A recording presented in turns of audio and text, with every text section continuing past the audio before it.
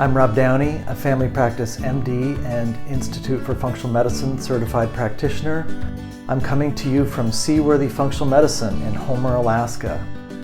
Seaworthy exists to help people overcome their health challenges and be fully vital. Today we are fortunate enough to be joined by Dr. Natasha Fallahi, a doctor specializing in autoimmunity, Hashimoto's, and the dimensions of being intuitive or empathic and how they can tie in. Welcome, Dr. Natasha. Hi, thank you so much for having me. I'm excited to have a conversation with you today. Well, it's great that you were willing to give us your time. So I want to try to summarize your bio, and please add to it or recharacterize it if need be. So you're coming at this as a trained doctor, and then you're also you have coaching certification in autoimmunity, and you have programs where you work with people on autoimmunity, Hashimoto's autoimmunity, mood, and then how, if people are intuitive or empathic, or if they resonate with that as a characteristic, how that impacts all of this. Is that accurate? Yeah, definitely. I guess my specialty or my niche is really autoimmunity and Hashimoto's, and in particular because I've experienced those personally, and I've gone through a healing journey, and I've also led loved ones like my mother through them because we had a lot of similar characteristics. But then I found that most of the clients that I was working with had similar journeys as well, and it just became really interesting to me that there was this connection that I was seeing between people who had autoimmune conditions and Hashimoto's, celiac, and a lot of these autoimmunities. They also had incredible sensitivity, whether that was sensitivity in their body, sensitivity in their mind. And I've always considered myself a sensitive person. So it all came together for me there. And that's sort of why I am the sensitive doctor now, because to me, that's a bigger underlying thing than necessarily the diagnosis or the label that someone's been given. This is so interesting. So how did you develop your approach? How did you, well, this must tie into your story, right? But Yeah. then it segues into how you developed your approach, because there's two things happening. A lot of my audience, and again, I thank them for joining us, they've heard that thankfully Hashimoto's and the accompanying hypothyroidism is reversible for many people, or we can mitigate it. Yeah, definitely. And I think our audience loves the good news that they've heard something's reversible, or they've heard it's irreversible. Yeah. And then with functional medicine, they can move forward. So yeah, if you'd illuminate for us how you healed and that particular dimension of being intuitive or empathic, how that affected what you do, that'd be great. Yeah, definitely.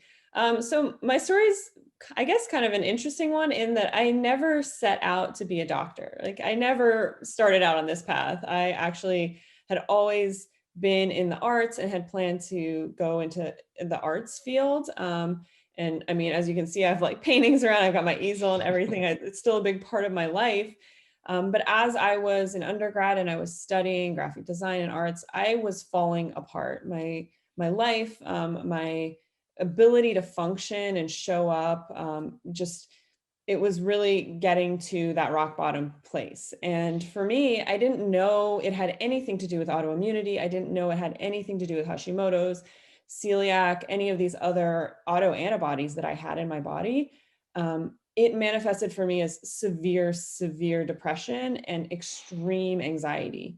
So I started having massive anxiety episodes and depression to the point where I had given up on a lot of things that mattered to me. And, I thought that those characteristics of being a little bit moody or depressive or kind of like anxious about my environment or people or social situations was my personality. I thought it was my disposition, that I was an artsy person, I was emotional, I was this and that. So as it turned out, a lot of that spoiler alert, a lot of that was caused by inflammation in my body. So when I had this rampant inflammation going on, as you've talked about in the gut, or, in neuroinflammation, these sort of things where my immune system was really dysregulated, it was manifesting as symptoms of me being hypersensitive to my environment, like reacting to environmental things or allergies or foods or skin issues. But again, this kind of emotional cognitive stuff where I couldn't focus, I had depression, I had like actual panic attacks multiple times a day for a period of time. So that's where my journey into this field started, and how I learned about all of this and how I became the sensitive doctor is I went through this experience where I sort of was just having mystery symptoms all through my life, like childhood, teens, early 20s. And then when I was an undergrad, I hit rock bottom. And to me, that's the common story of someone who's on an autoimmune journey. They often will just have mystery symptoms. And then they'll reach a point where things fall apart for them. Like they either can't function as, in their job or as a student or as a, wife or whatever as their roles. So that's where I started seeking answers. And I went to every specialist. I went to every doctor being like, what's wrong with me? And they all looked at me as this, at the time I was in my early 20s. I looked okay on the outside. Like knowing now, sure, I might have had like bags under my eyes or like acne or things like that, that people just think is normal. That I knew was, something bigger was going on. But for most of the doctors that I went to, they all told me that I was making it up. They're like, you're young, you're fine, you're healthy, like take these antidepressants and go on your way. And it was really like, I still kept seeking why. And so that's what really led me to alternative medicine, integrative medicine, holistic medicine. And that's where I started seeking consultations from all other practitioners and getting their perspective on what was going on. And that's where I fell into the world of kind of mind body medicine, understanding how we hold stress in our bodies, understanding how food impacts us. And so long story short, that took, over a decade of me going through my healing process that led me to get my doctorate, realized that there was such a powerful way of looking at the root cause of things and looking at where those imbalances are rather than just symptom management or symptom suppression. So that's how I learned about functional medicine, learned about mind-body medicine. And, I think how, to tie back what you're talking about, sensitive people, empaths, those people is like, I have always been a highly sensitive person and an empath, and I felt things in my body. So even if somebody would look at me and say, oh, you're fine, there's nothing wrong with you, there was a voice inside that I knew something was speaking to me, or there was something imbalanced. And I think that that's a commonality that I find with most of my clients is they really have a strong intuition. They have a voice that speaks to them about what's going on or the environment, and they may not know exactly what the answer is, but they have a curiosity and they're seeking a bigger understanding. So that's kind of like long story short, how I shifted gears from the arts career because my life had fallen apart. I found answers and I found healing through alternative and functional medicine. And then it just changed my life. And I thought, I can't not learn more about this. I can't not teach this to other people. So Yeah. that's how I'm here today. Yeah. Wonderful. Wonderful. Well, tell us then next, if you would. So how do you find Hashimoto's? What makes your practice specific about how you find and treat it? And then after that, let's add that layer of what you counsel people about the consequences of being empathic or intuitive. Yeah, definitely.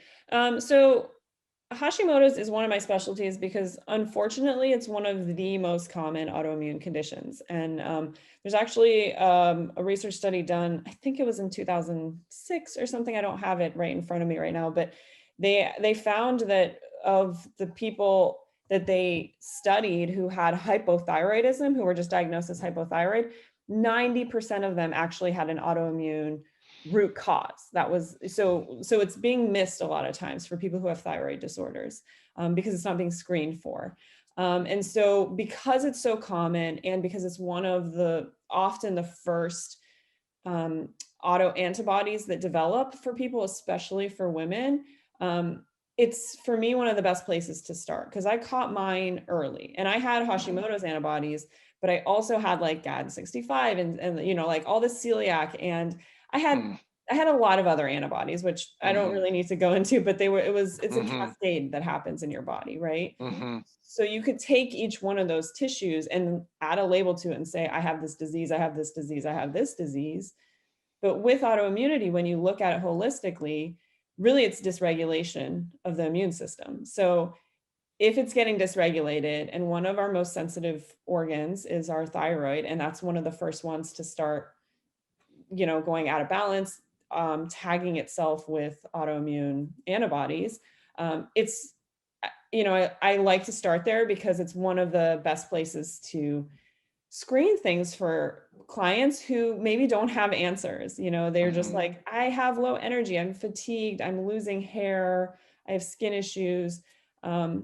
Unfortunately, because of how common Hashimoto's is, if we look for that, we can get a big answer in terms of like starting to shift the way they're addressing their health.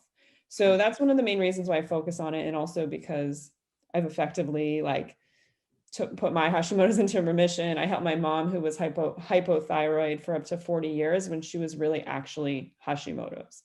So when we switched the management from hypothyroid to Hashimoto's, her health improved drastically. So, you know, it's because it's like one of the most common, and it really affects the type of people who are sensitive, and the same sort of symptoms where you have like fatigue, you get drained easily.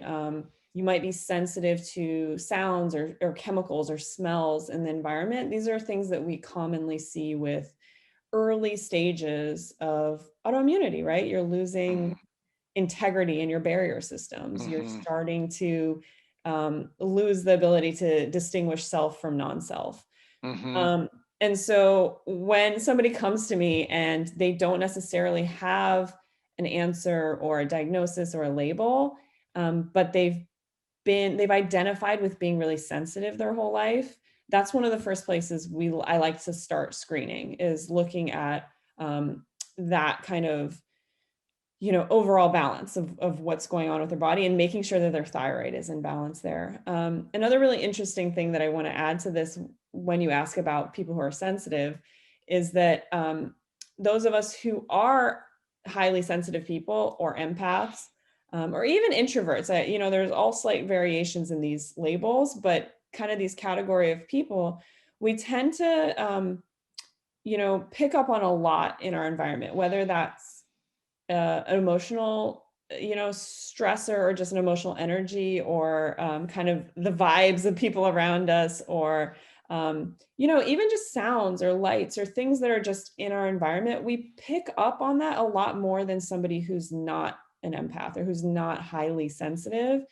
And when you think of that, it's just like more information, it's more to hold and to take on. So it's going to drain your nervous system a little bit more. It's going to put you into fight or flight a little bit more than somebody who's less aware of the environment. Mm-hmm. Um, it's going to drain your adrenals a little bit more. It's going to have that whole, you know, stress physiology impact. And so I find that people who are more sensitive often are like, they're just carrying more weight from the stresses in their life, and this can then impact or imbalance their immune system and their hormones faster than somebody who is a little bit more kind of like oblivious to what's happening. Yeah. Does that make Yeah. kind of sense how it's related? Yeah. It does. I like all the dots that are connected there. And I've noticed in my practice that it's so, now a lot of people come to me and they say, I want a broader, deeper thyroid test. Just Yeah. visit number one. I know that the patient's saying they want that. Awesome. So seeing a tighter cutoff range for what's an acceptable TSH or the free hormone levels themselves or the thyroid antibodies is so, it's such a relief to them to have that looked at. And it's such a relief to them to hear that managing their stress restores gut barrier integrity, which decreases autoimmunity. So they're also getting off that train. They want to be off of, one pill for every ill in terms of medications. And then it's helped so much also knowing a bunch of these folks who are stressed in the way you're describing, that the adrenals and the thyroid kind of rise and fall together. Yeah. So I feel like I'm doing a better job now when I'm looking at both at the same time. Is that part of? Yeah, definitely. So, I mean, I love having those kind of objective views and those tests, like running an adrenal stress index or a full thyroid panel and looking at, because, and I'm sure you talk about this with your clients and maybe on other podcasts you've done, but, the TSH is just measuring the signal from the brain to the thyroid, right? That's just like the first step of our thyroid physiology. So when doctors are only measuring TSH, and like you mentioned, the range is like much larger than it really should be. It should be a much tighter range. But then when they don't run the full panel, like after our brain signals to our thyroid to produce T3 and T4, those start circulating, right? And T3, like lighter fluid, right? It just gets burned up right away. It's what we use for energy.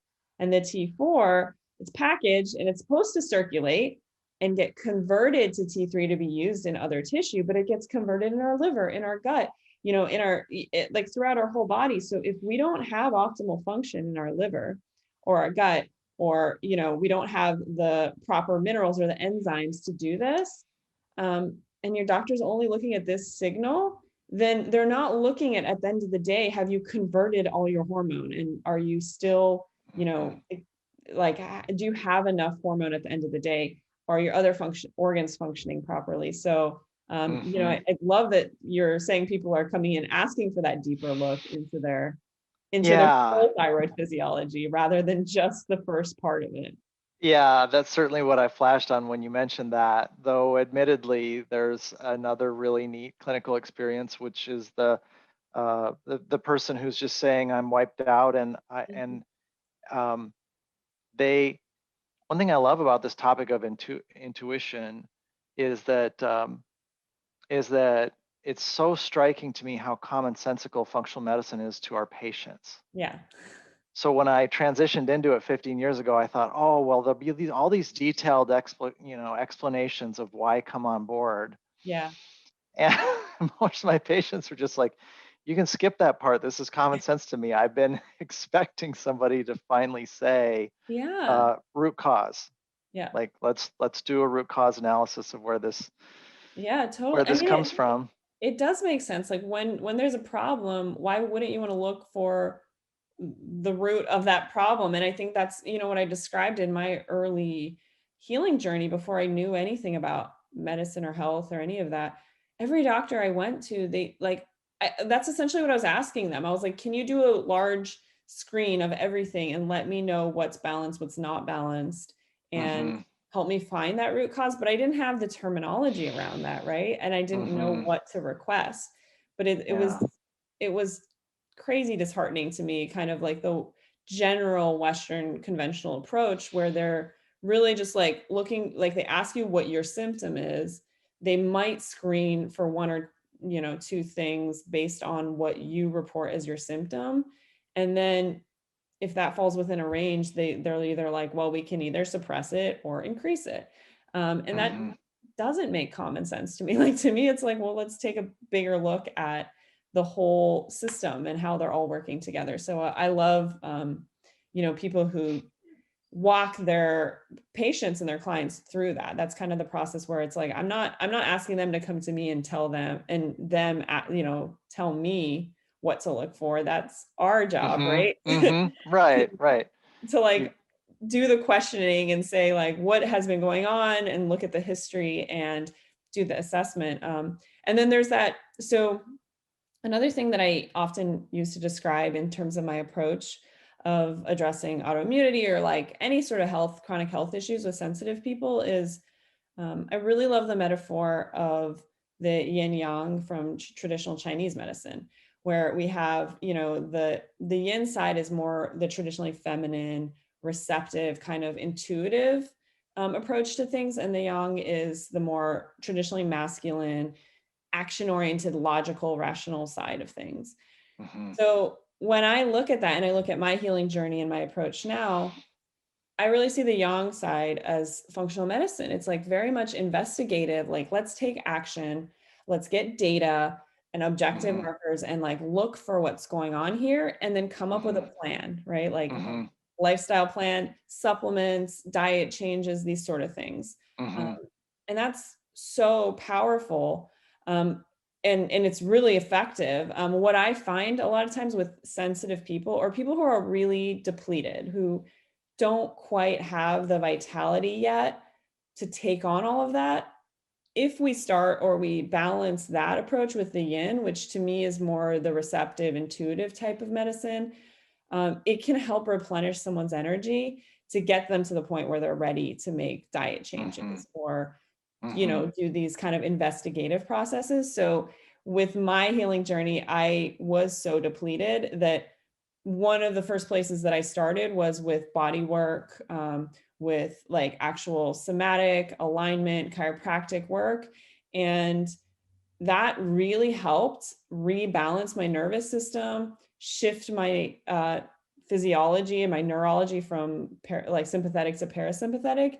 And it allowed me to gain a little bit of hope and energy so that then I could say, okay, now I'm ready to like remove the processed foods from my diet or things like that. So I really love that like yin yang balance of taking action and investigating and knowing things, and then the yin side of like receiving care and trusting your intuition and kind of like surrendering a little bit, not always being like I have to fix this, if that makes sense. Oh, yeah. I think it's so important what you're saying, and I'm really glad our audience is getting to hear it because it mirrors something that I've witnessed in 15 years of functional medicine, which is it came into the tightest focus when I had 2 functional medicine certified health coaches on my team. So the nursing and patient services folks were also certified by the Functional Medicine Coaching Academy. Yeah. And so one piece of data that came out of, I don't know if it was Harvard or something like that, but one of the big institutions that was studying coaching, they had data that if the doctor hands somebody a food plan, actual translation of the food plan to clinical success, whatever the target condition is, like 1 in 20.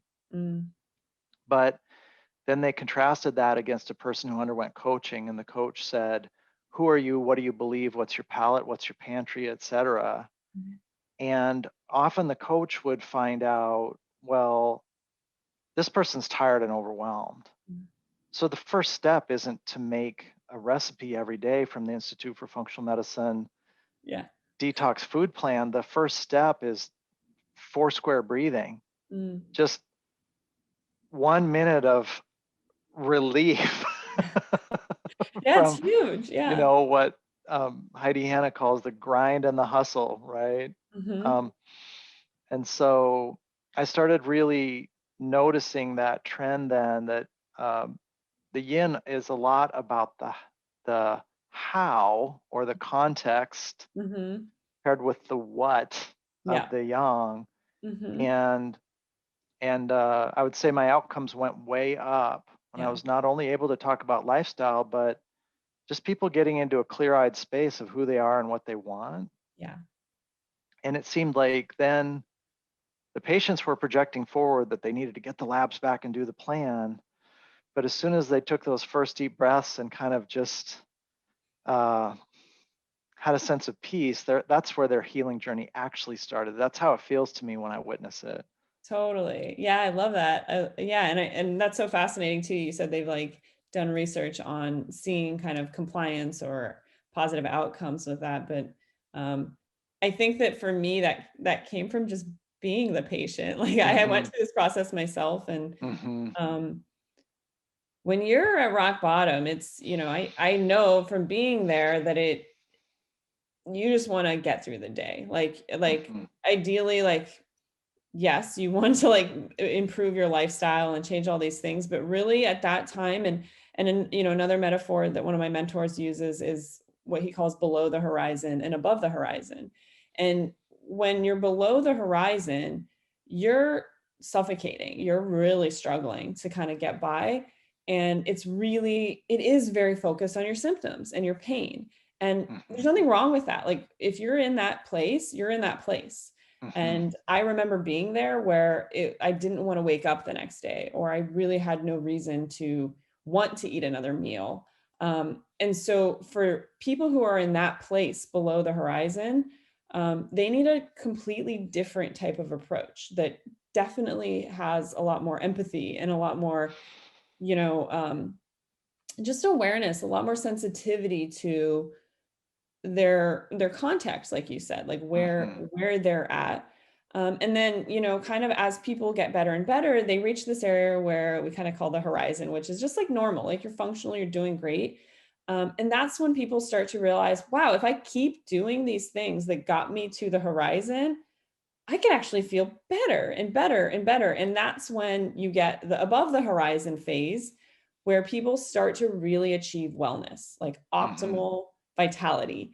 And so I will always walk my patients through this. Like the assessments that I put them through involve this objective stuff, like the young stuff where it's like, well, let's look at blood markers. Let's look at stool testing. Let's look at, you know, adrenal hormones and things like that. But I also put them through kind of like emotional or like just experiential assessments to see where they are. Like, are they at rock bottom? Are they at the root cause healing phase? Are they just kind of in mystery symptom?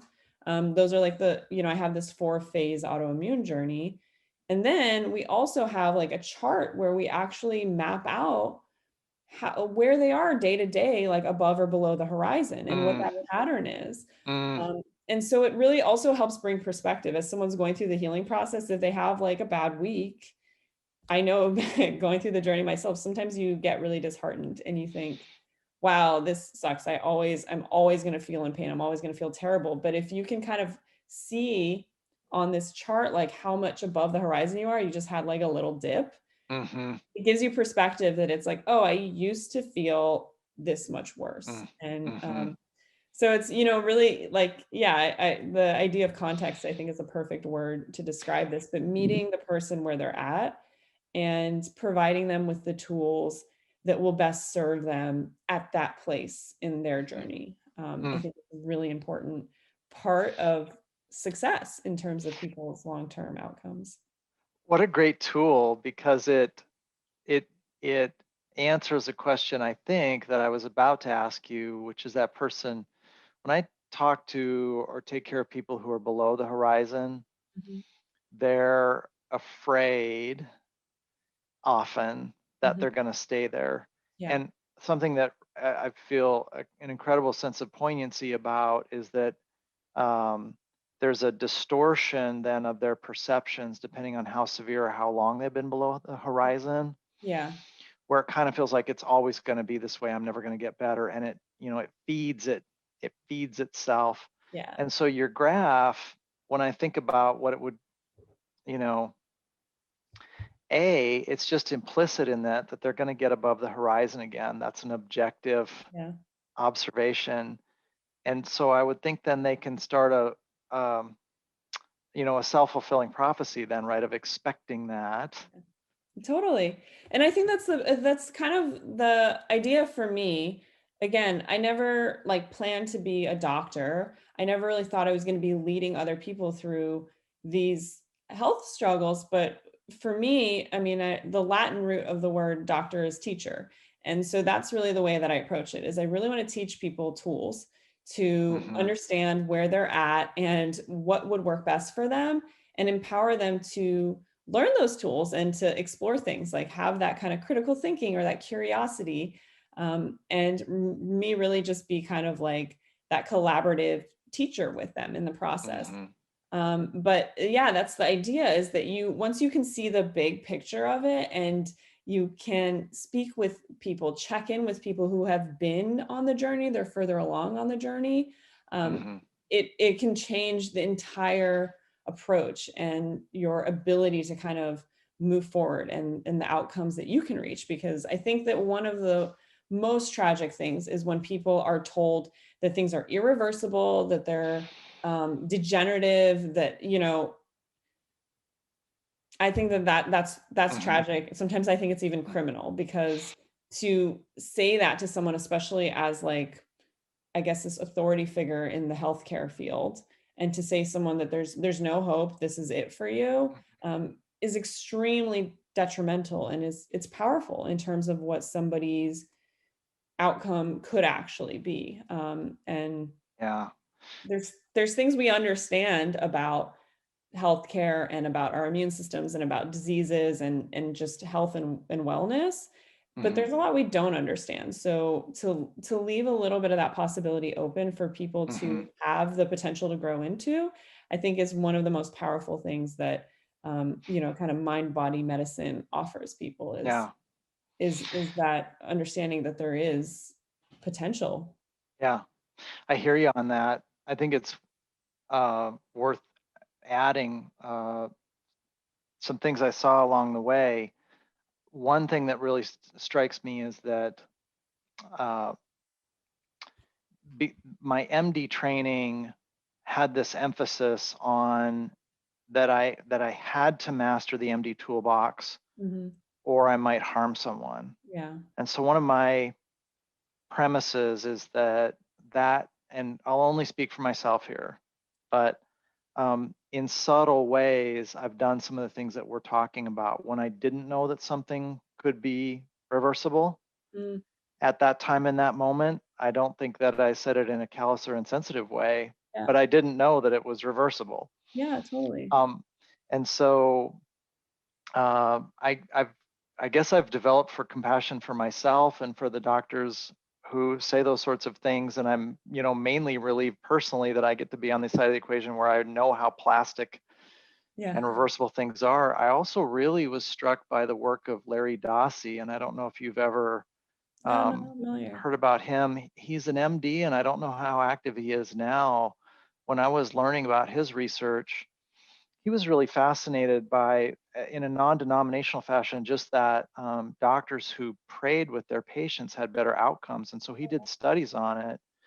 But one of his books was on when the patient hears from the doctor that they're not going to get well, he wrote a book how that's an inadvertent curse, which I think is part of what you're mentioning. And so he mostly spent a lot of his career invoking this idea that when people come to us as a leader, our words have just incredible power.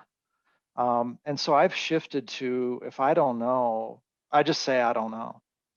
I don't know what's going on, but I want to figure it out. And I think there's, many paths forward, and I've witnessed so many kinds of healing. That's what I want for you. And I feel personally good in that kind of relational healing space. And the funnest thing of all to me is when I feel like, oh, I've seen 50 cases like yours. Like, I feel really good about this case because, this combination of low free hormones and a suboptimal TSH and antibodies, and you're not on your food plan yet, and you're all fired up to start your yoga class, like you're gonna do well. Yeah, totally. Yeah. And I really appreciate you kind of even acknowledging that where you've been in your process of your medical training. And I don't say that everybody who doctors or whoever make these statements, I don't think it's from a place of malicious intent at all. I think it is what people are taught, right? But a lot of times with healthcare, or any field that's just like a very large field that's changing all the time, not everybody who's working in that field continues to educate themselves or continues to like stay curious or ask why or what else could I learn or is out there. So I think sometimes it's just like some people learned things and that's what we understood at the time. And I don't know, maybe it's a personality trait too. Like I ask why about everything. Right. Well, I want to explore it just a little further because I think this issue of curiosity and why would some of us in the healing arts just keep going on that curiosity and some not. Part of it, I think, has to do again with a conservative MD culture of safety at the expense of curiosity later in the career. Mm-hmm. Another is that Jeff Bland's book, The Disease Delusion, Dr. Jeffrey Bland, the father of functional medicine, talks about how when penicillin came along, the whole MD community started seeing this one disease, one fix solution, a drug for every bug, so these one-to-one associations really cropped up. But I think that it's, again, the one that just blew me away was that Jeff Bland, his memory is so good for all the studies. Yeah. Over the 35 plus years that he's lectured, anyone in the audience from any background can ask him about a topic. And so he'll just say to them, well, what are you interested in? Because they'll basically challenge him on, integrative and holistic principles. And so he's very polite and positive, no surprise, big-hearted, super smart man. He'll say, well, what do you do? I'm a cardiologist. Well, what are you interested in? Heart rhythm issues.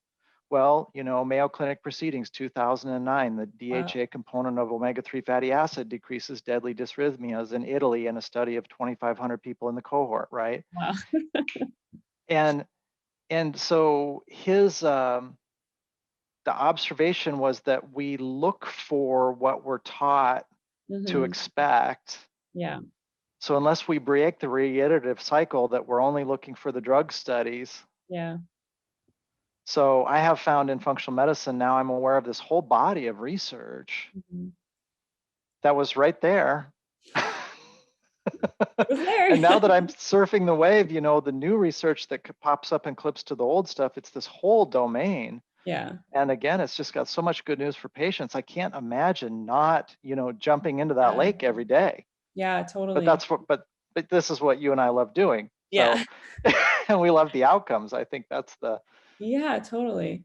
Yeah, I think it is really exciting to see somebody, transform their life in this way where there isn't this dependency anymore. There isn't dependency on a pill or on a doctor, or, it's that idea of spreading freedom and helping people be empowered to understand that stuff. And, I know that, the things that I'm super interested in that I don't see talked about as much in the realm of whether it's conventional medicine or really, I don't know. I mean, functional medicine talks about it, but it often is focused a lot more on like gut health, for example, or adrenals or that sort of stuff. But for me, the PNI, the psychoneuroimmunology, is the most fascinating topic. And I don't know if that's just because I'm like such a emotional, like, unpack that for us. People are going to want to know what that word means. Yeah. So psychoneuroimmunology is a field of medicine or healthcare or whatever. It's just a field that is looking at the connection between our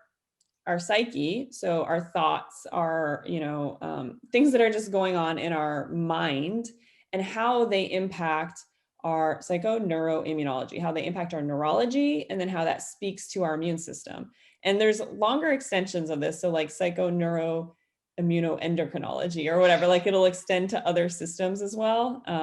One of my favorite mentors, Dr. Mario Martinez, he has like a whole one that's like psychoneuroendoanthropology, like he adds in the kind of anthropology part of it, which is so fascinating to me, like cultural impacts on health. But to sum that up, it's basically like our thoughts, our beliefs, our ideas can completely shift the way that our immune systems work, the way that our hormones are produced. So this is a lot I mean, probably one of the most common examples of this is where people are really understanding the benefits of gratitude and gratitude practices.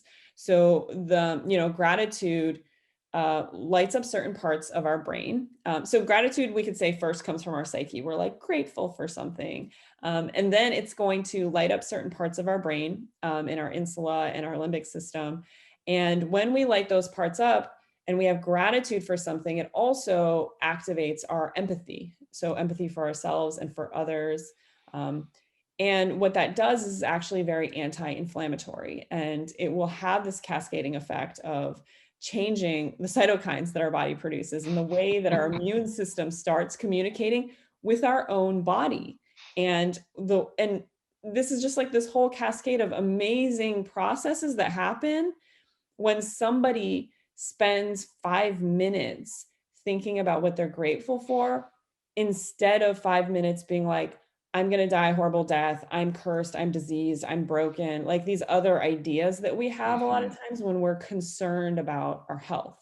So that's kind of like the, one example of how PNI, or psychoneuroimmunology, has a very applicable, practical outcome. And so that field and that approach is a lot of what I focus on with my clients, particularly ones who are sensitive and they just have mystery symptoms. They don't know what's going on with them, but they just have a lot of stuff. Or people who have autoimmunity, Hashimoto, celiac, whatever it is, like whatever autoimmune condition. When we start to really investigate like somebody's inner dialogue, I've like found that not only are sensitive or autoimmune people, like this group of people that I tend to work with, like not only are they like sensitive to their environment, they're like, really, they pick up on other people's energies, or they're really intuitive, but often they have a lot of hypercritical self-talk. They're often perfectionists. They often have a hard time saying no, setting boundaries, these sort of things. And when we look at the implications of like saying no and boundaries, for example, like we can think about energetic or emotional boundaries and how that reflects to boundaries or barrier systems in our body, our gut barrier system, our lung, our blood-brain barrier. And so when there's degradation of one of these, the other happens often as well with people. So there's just this fascinating world of how we experience things kind of emotionally or psychologically that is also connected to how we're experiencing things in our body or physiologically. And so I love focusing on that because I found I'll mix my, sessions with people. Sometimes we'll just talk about like a lab finding and we'll go through that and be like, let's, do this or that with supplements or diet. And other times we just spend the whole session being like, what was this conflict you had with your partner or with a coworker, and how did you speak to them? What was your kind of treating a psychological? whole person. Yeah.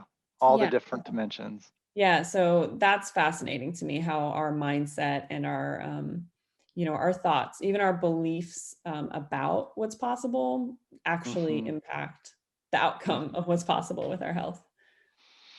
There's two things that makes me think about. I love how you're articulating it because it's so clear. So those examples, I think people listening can immediately intuit then that a gratitude journal or gratitude practice would be a behavior that translates to success, or start turning around some of these mysterious symptoms, because these things are linked. Yeah. I think a lot of Americans are pretty data driven. So knowing that psychoneuroimmunology has studies, fair number of Americans, it's like the mechanic saying they ran the little computer chip diagnostic and the carburetor's not tuned. Like maybe maybe it'd be different in Tibet, but I think a lot of Americans are pretty data driven. Yeah. And then one of the books that had the biggest impact on me was Molecules of Emotion by Candace Pert. And I'm dating myself here, but I'll just never forget her saying that she had this emotional journey of discovering the opioid receptor, getting sort of politically maneuvered out of the Nobel Prize. So now she's got this sort of horrific sense of betrayal, which then leads her into the research on peptides, 4 and 5 amino acid signaling molecules, as part of the path of healing. Yeah. And toward the end of the book, saying that it was really hard, but the type of research that it led her to, which was that the positive attitude and the types of things you're describing, gratitude and mindfulness, et cetera, turn on these signaling cascades cell to cell everywhere in the body, that things are getting better. Yeah. I just remember being blown away. I remember saying to my wife that evening, like, this book is just, this is incredible science. This is incredible journey. This is incredibly positive person. And to me, it sort of encapsulates how there's all these different layers and facets to people's journeys. Yeah, Some of totally. it's hard science, some of it's courage, some of it's grit, some of it's bad luck that seems like bad luck and then it turns into good luck. Yeah. It just Yeah. And I think that what you're speaking to is like, teaching resilience in people, resilience in their, approach, like their psychological approach, but that reflects in resilience in our bodies and our health, our physiology. So, kind of really understanding how we handle stress, whether it's like little behavioral changes or mindset or practices that we do.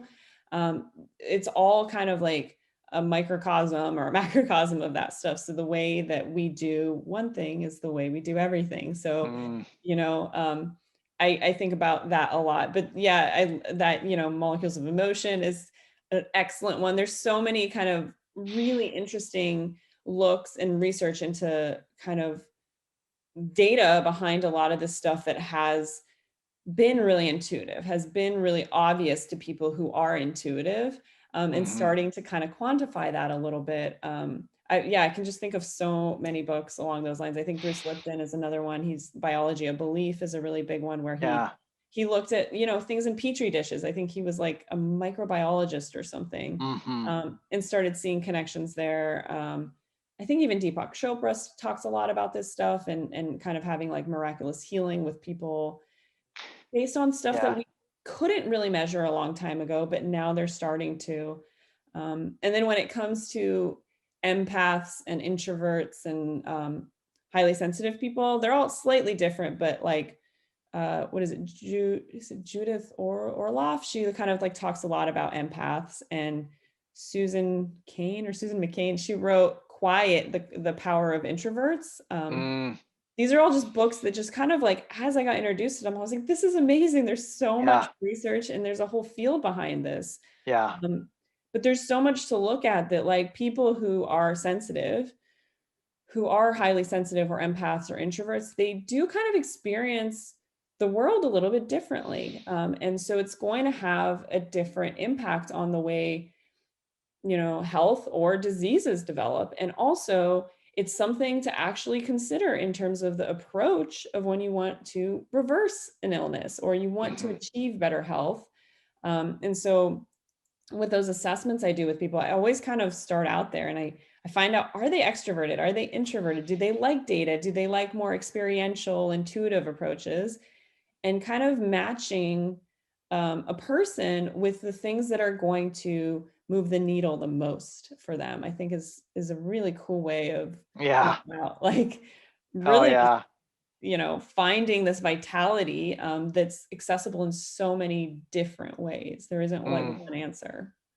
Oh, it just totally lights me up getting to talk to you today. This is a blast.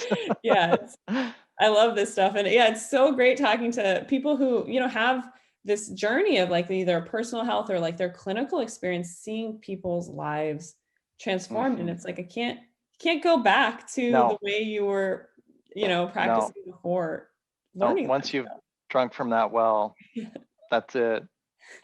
Well, how can people work with you, Dr. Natasha? How can they connect to your resources and work? If they check out this podcast, there'll be a way they can access your ebook, your Yeah. website. Yeah, definitely. So on my website, it's just drnatashaf.com.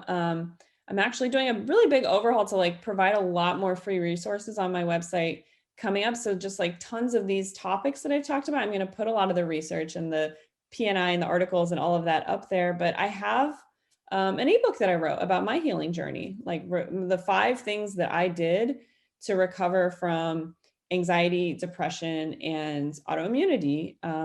And all of them are kind of from a very holistic, natural approach to things. And they include functional medicine and kind of a lot of this mindset work. So they can download that book for free on my website and kind of just have like an intro to all of this stuff that I'm talking about. But yeah, or find me on social media. I love connecting with people who are kindred Nice. spirits, whether Oh, they're, yeah. practitioners like you or people who are on their healing journey. It's that's been the most rewarding part of being in this position that I'm in is just finding other people who are finding this magic in the world of like how much potential we have. Well, that's a great note to close on. And as I was looking at your website, that's the look and feel of it too, the vibrant pictures. And so it's nice for me knowing people have a bunch of different ways that they can follow up. So I just can't thank you enough. Yeah, thank you so much. This was such a fun conversation. I really appreciate you having me on. Have a good rest of your day. Thanks for joining us for the Seaworthy podcast.